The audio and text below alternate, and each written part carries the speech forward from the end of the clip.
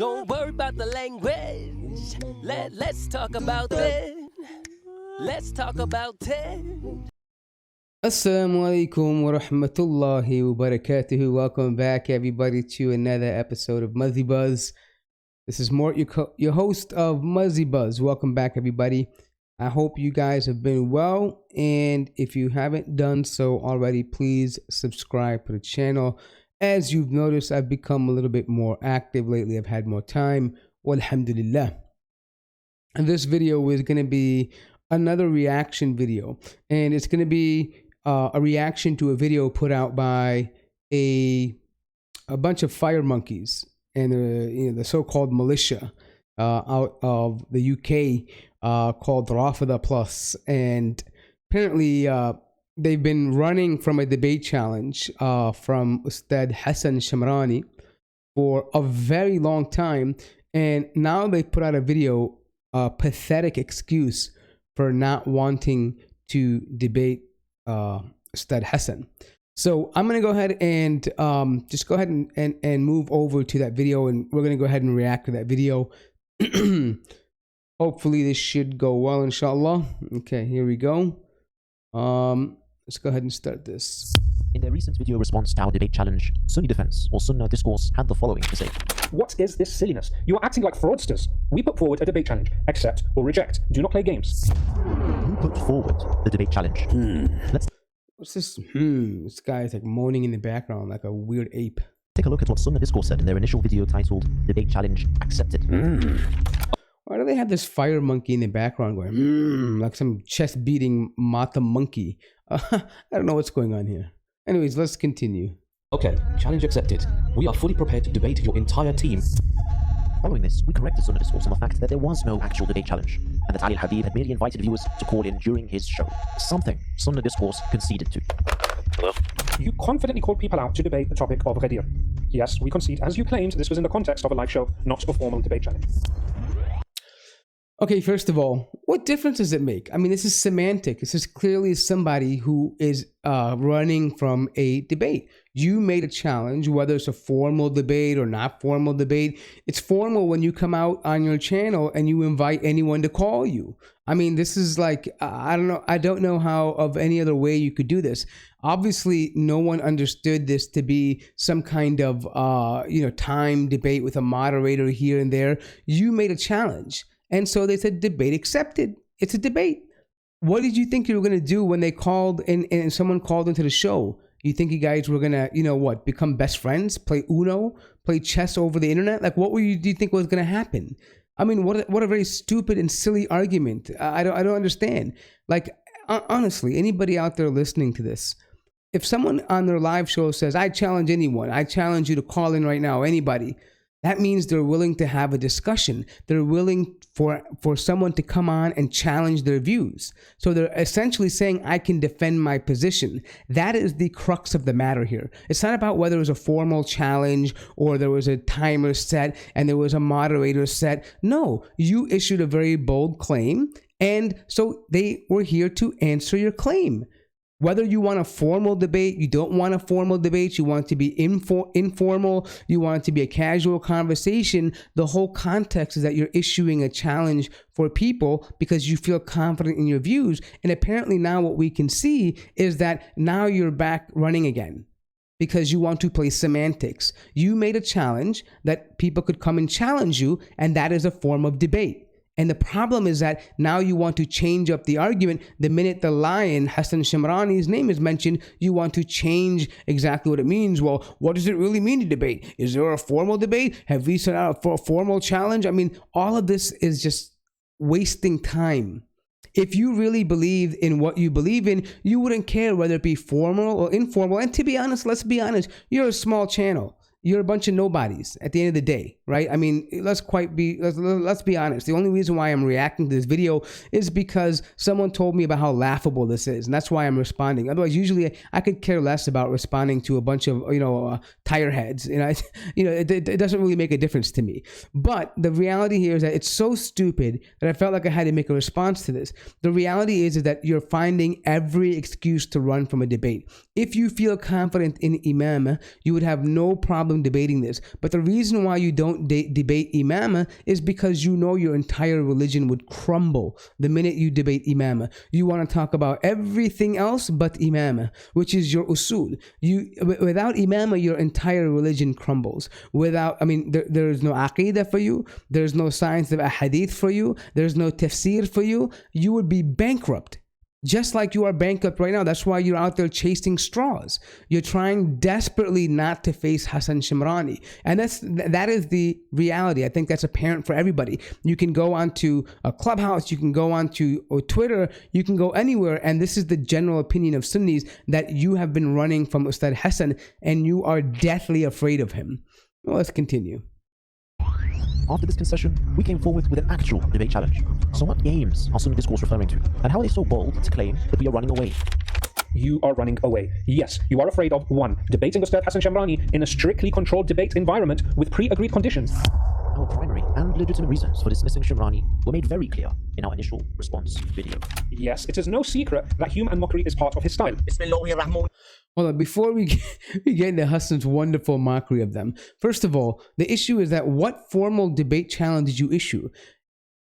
Sunnah Discourse put out a challenge saying Hasan Shimrani would debate you, and you responded by saying we're not gonna. You spent 40 minutes basically blabbering about how you won't debate Hasan Shimrani, but you said you're willing to meet him. Wait, apparently you said because he was a quote unquote terrorist and he was evil and he was a big bad bully in London and you couldn't do anything about him and you're afraid of him and because he's unpredictable. But then you were willing in the same video to go out and issue meet him for mubahala.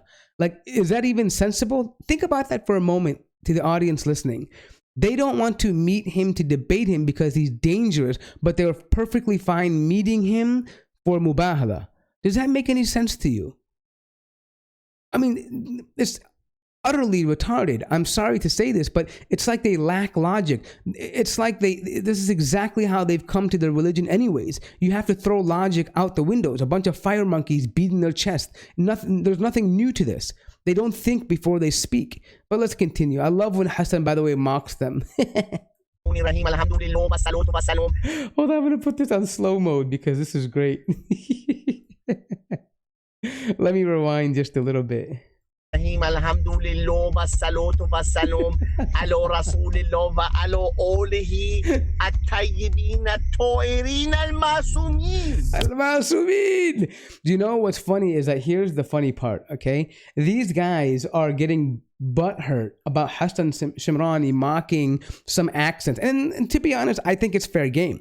I mean, these are people who claim to be scholars of Islam, memorizers of Quran. They have ijazat and they cannot recite Quran properly. I mean, they deserve to be mocked. It's not like they can't pronounce it. They choose not to because they want to Persianize the Quran. That's why. I don't even know if they really even believe in the Quran. First of all, we can go to many of their scholars who believe the Quran is muharraf. For example, like Al-Mufid, who mentions opinions of Nawbakhti, who believe that the Quran was muharraf. I mean, who knows what they believe in, but nonetheless, he has every right to mock them when they make this, because when they make statements like this, because they do it on purpose. Many Shias even have come up and say they can say the word Umar, but instead they say Omar. Why? Because they want to piss people off. And so they intentionally do this, just like they've intentionally Persianized their accent, which is perfectly fine to mock, no problem at all. And by the way, if they're really worried about mockery, why don't they get their big monkey over there, Yasser al-Khabith, to go ahead and explain why he mocks people all the time? They have no problem with him mocking people, right? He's their big dog teacher. Why don't they go and condemn him now? Should nobody debate your big monkey over there because he insults people? No, we have no problem with this. It's no issue. I mean, you don't think before you speak, and this is the problem. Many of you just parrot stuff that you hear, and you're clueless when it comes to even using logic. And this is the fundamental problem here. But we'll continue.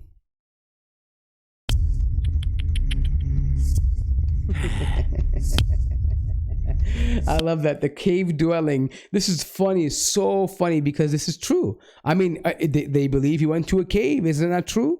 Didn't he go to in Iraq and Samara where he went into the cave and then he disappeared from there? And then apparently he's going to make Hajj every year. So now he has to beg the Wahhabis for a visa every year. I mean, this is fully mockable. Why not? This is completely ludicrous that you believe a man would jump into a cave and hide for so many years because what? Because he's in danger, but yet he goes to Hajj every year. Stop the nonsense. It's like a Bollywood movie. It's crazy to me. But anyways, let's continue. Does Sunnah discourse really expect the public to believe our reasons for dismissing Shamrani are out of fear? Shamrani is the Christian prince of the Muslim world. Christian prince of the Muslim world. Okay, this is very funny, by the way, because here's an interesting photo. If anyone is, similar to Christians, I want you to read a comment here, which is funny. This is a video on, one of their videos here on the Rawafidh.org channel. And this is, read this. Look at the comments going on. This is the Shia followers of Rawafidh, right, in their channel. It says, I have one good alternative for Farid. Another Salafi individual named Uthman ibn Farouk, Hafidhullah. He debates Christians all the time and he has a few anti-Shia videos. He uploaded one today. He debates the Christians most of the time, right? Then it goes on to say, Saint Timo, the wonderful Christian savior who's coming to help the dirty fire monkeys. It says, Uthman throws his scholars under the bus all the time. MashaAllah, the pagan Trinitarian understands now who is our scholars and what is important to our deen. And here's the funny part. Javad, he responds and he goes, they are all Salafis and all funded from the same source. He is super rich. I want someone to teach them a lesson and embarrass them. How did he know even that Sheikh Uthman is super rich or not? I mean, what a bunch of nonsense. But let's continue. Saint Timo, he says, me too, even as a Christian. Those Salafi, they lie about our belief in apostates as well. When I pointed out the issue they lie about, such as David Wood using a Shia source, I found it in a Sunni source. So what we find here is that we see Christians and fire monkeys allying with each other. And this is perfectly normal. Why would I say it's normal? Well, one has 12 gods and one has 3 gods. And in some way, I would say if the Shia went to if people from the Rawafidh, if they went to become Christians, they would be one step closer to becoming Muslims at least. At least they're going from 12 to 3. They're upgrading at least. At least they're coming closer to a single number of 1, which is Allah subhanahu wa ta'ala. But here we can see a clear alliance between these two because what? You guys can do the math and figure that out. But let's continue. And anyways, let's be real here. How can we be expected to debate Shamrani when his own teacher disowns him?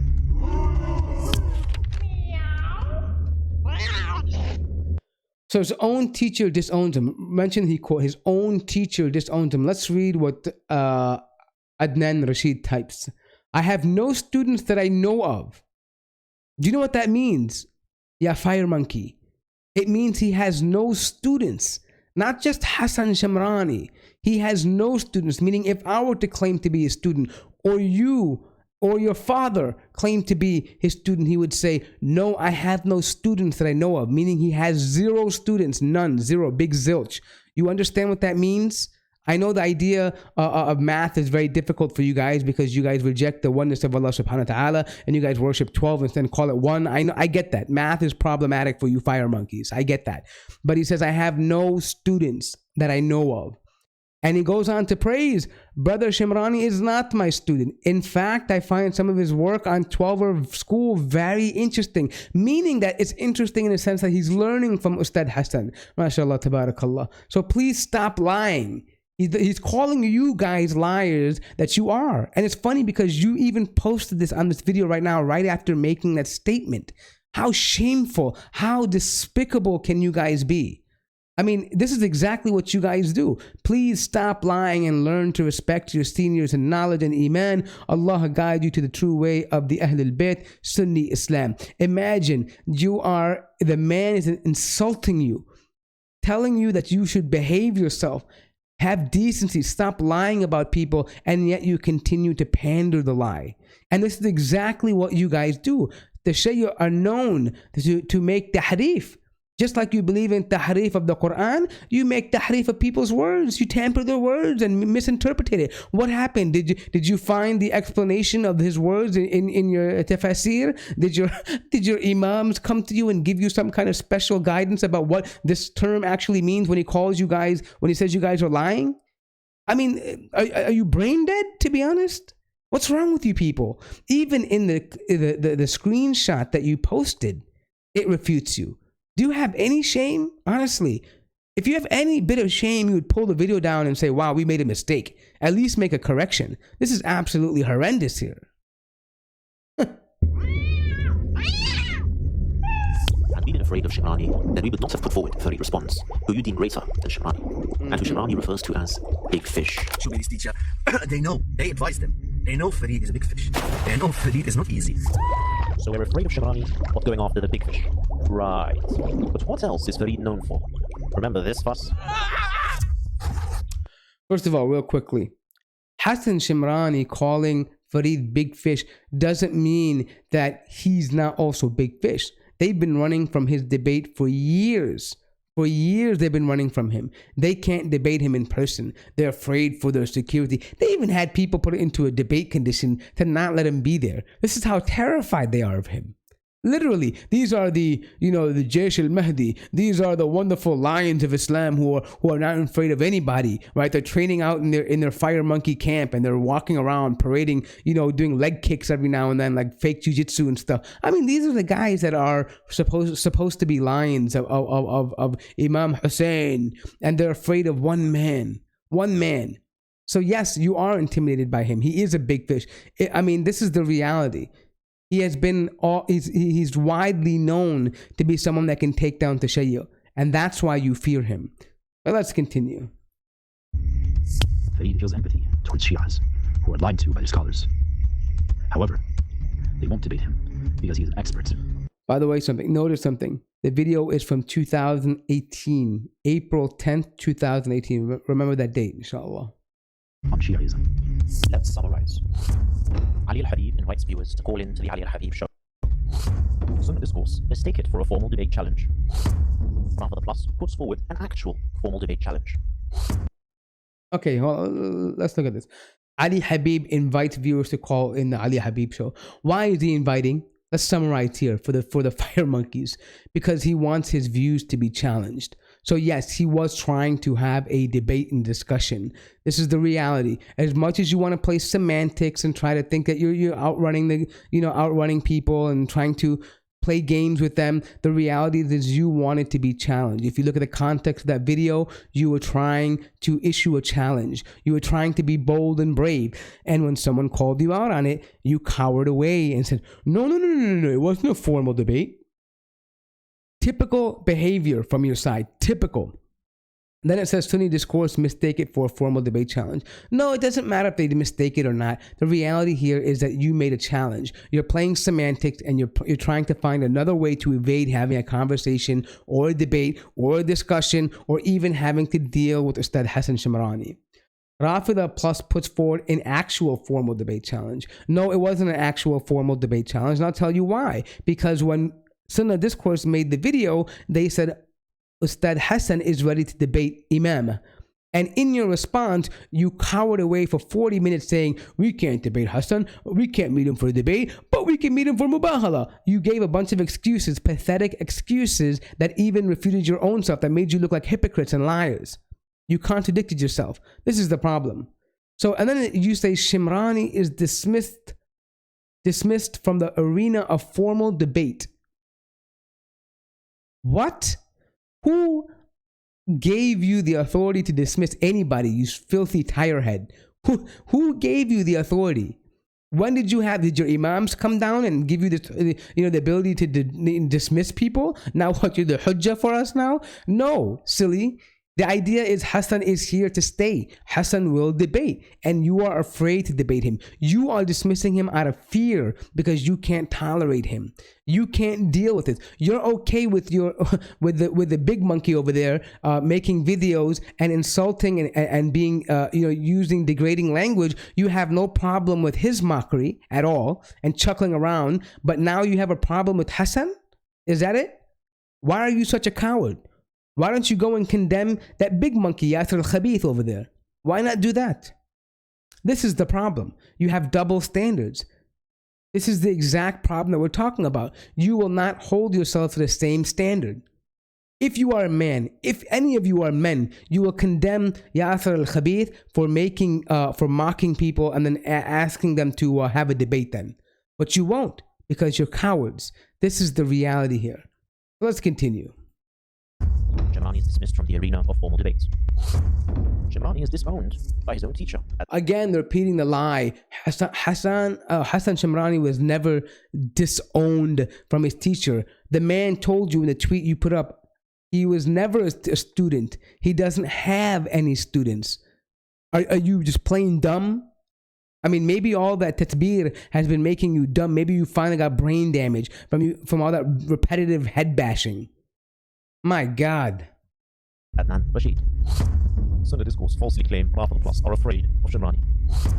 No, I think we made it very clear that you are, because you're afraid to debate him because he's quote unquote violent and afraid to meet him, but then you're not afraid to meet for mubahala, which is it's clearly a diversion tactic. You are afraid to have a debate with him. It's very clear, because the idea was that you wouldn't debate him because he's an evil person. He's a known whatever quote unquote he has associates or whatever else, some garbage you made, but you're willing to then meet him for mubahala. So yes, you have proven that you are afraid of meeting him and debating him on imama. Rawafidh reminds Sunnah discourse that Farid is their big fish. Yeah, and Hasan Shimrani is also the big fish, which you refuse to debate. That's the problem here. So regardless of Farid, I don't know why you keep bringing up Farid. Maybe you like the guy. I don't know. Maybe you're putting up posters of him in your house. I don't know. Maybe you're beating yourself in memory of him. I don't know what it is. But I don't know why you have this obsession with Farid, which is very strange.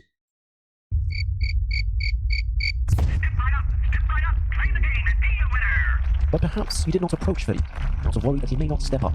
The following conversation is from the live chat of the Ali Al-Habib Show, episode 1. Ladies and gentlemen, we have a winner.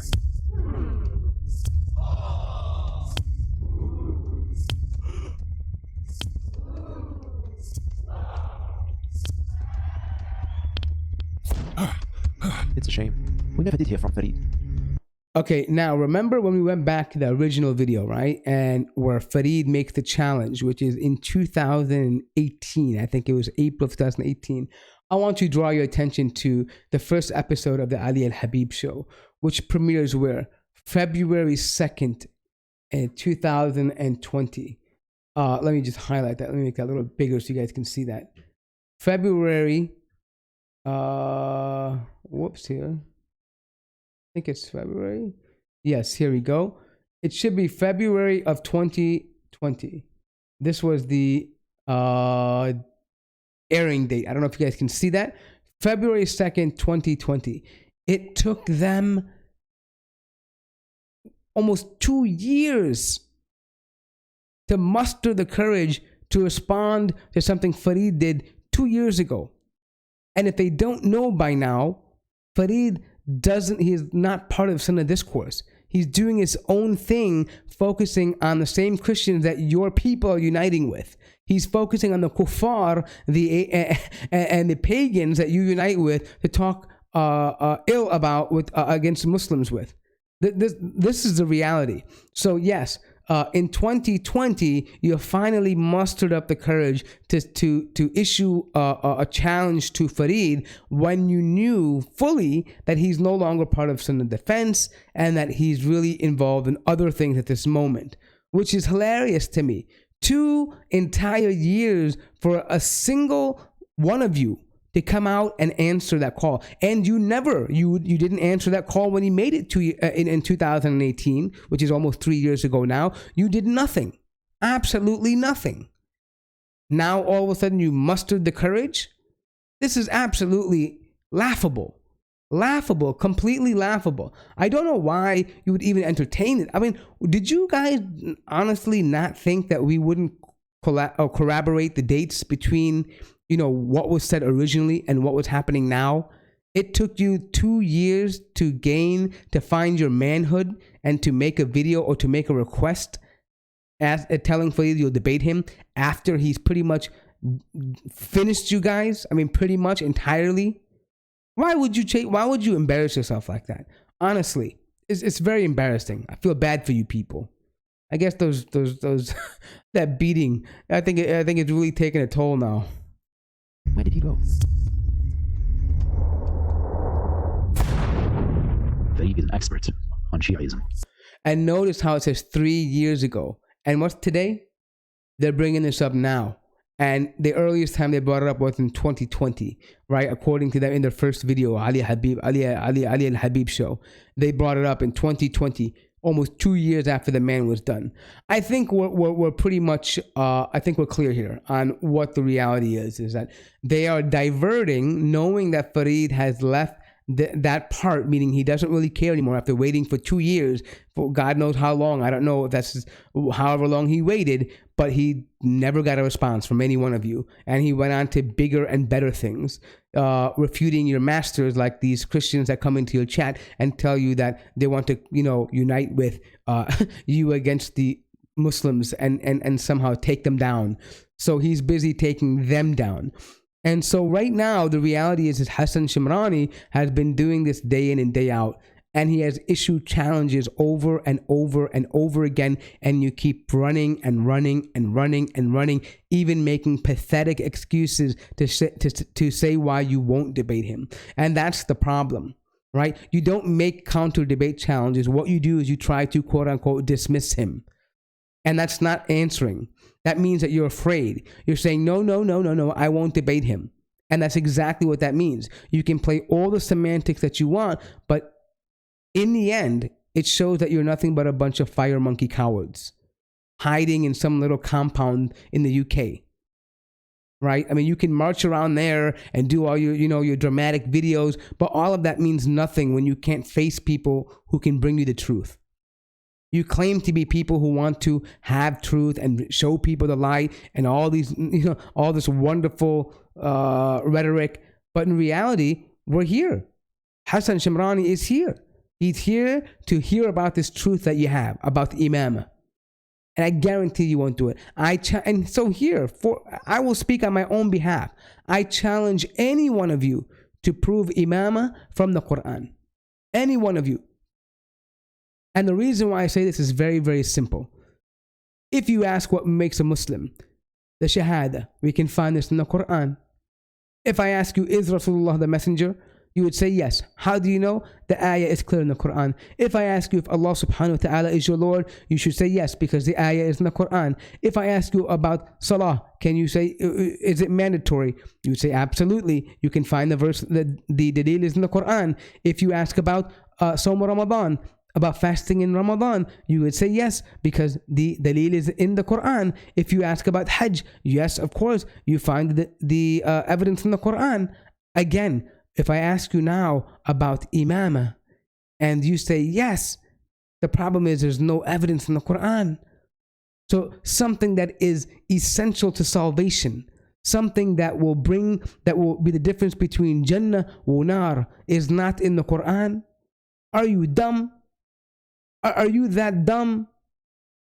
Yani something fundamental. Instead, you have to go through 1,000 tafasir. You have to go through fabricated hadith. You have to go to the Shia Sunni polemics in order to somehow find out that imamah is true. This is the deen of Allah subhanahu wa ta'ala. Are you out of your mind? The reason why you don't want to debate imamah is very simple. Why many don't want to debate imamah is because it's very simple. Their aqidah comes from imamah. And by the way, they have a very big problem with their aqidah as well too. And we can talk about that maybe in a separate video. But they're basically neo-mu'tazila is what they are essentially. And they believe, for example, some attributes of Allah subhanahu wa ta'ala are makhluq. Okay, and basically they are created, which is a very shameful thing. And then, not to mention, they have this concept of imamah, these divinely, inspired or infallible imams or demigods they have. And then, and the problem is that this is the issue, that their Quran comes from them, their tafsir comes from them, their ahadith come from them, their fiqh come from them. So if you remove imamah from the concept, from their religion, there is no religion. because then they don't have tafasir, they don't have ahadith, they don't have history, they don't have any of these things. And so the religion falls apart, and that's why they're terrified of debating imamah. And if they truly wanted people to be on the truth, they would debate it. Why? Because if you can prove imamah is something that we have to believe in from the Quran in terms of our salvation, that means everything that we know of has to be dismissed. We can say, you know what? Okay, you're right. You know, since you can prove it from the Quran, we have to take the imamah, and then that means we have to disregard everybody else, because there's a divinely appointed leader. And that's the problem. So in reality, if you really wanted to do it justice, you would debate imamah and put it to bed once and for all. But you don't debate imamah because you're cowards, and you know that imamah is indefensible.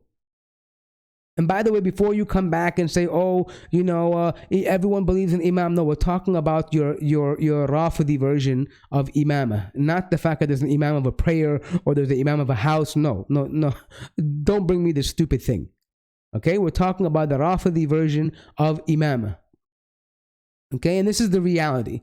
So if you are men, and if you have yaqeen, if you have conviction, and you believe imamah is part of salvation, meaning it is part of us getting to Jannah, defend your belief. I guarantee you there's none of you that will be able to do that from the Quran. Not one. Everything else that is a matter of salvation for us in the Quran, it's there in the Quran. Meaning a Bedouin Arab could pick up the Quran and understand essential and say, I can do these things and become a Muslim. And if I do these things, I will go to Jannah.